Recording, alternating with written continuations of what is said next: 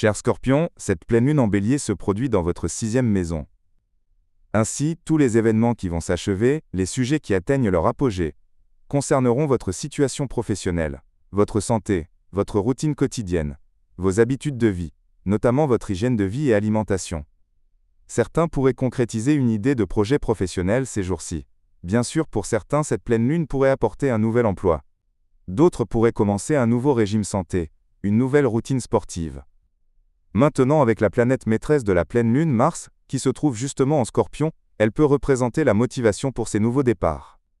Ici, Mars fonctionne comme un catalyseur, donnant la force d'initiative, je veux commencer quelque chose de nouveau. Mars est une force motrice, ou bien il pourrait être la raison qui le pousse à changer son régime santé, par exemple. Mars peut provoquer un problème de santé, une fatigue, qui pourrait l'amener à modifier son alimentation, à suivre un nouveau programme sportif, à adopter une nouvelle routine de vie de manière radicale.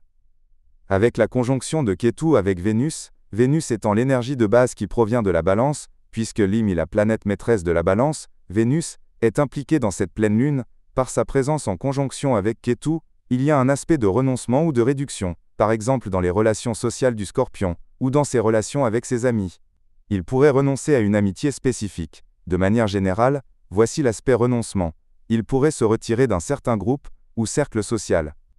Et il est également possible que ça concerne vos collègues de travail. C'est aussi l'une des potentialités, la 6e maison étant concernée.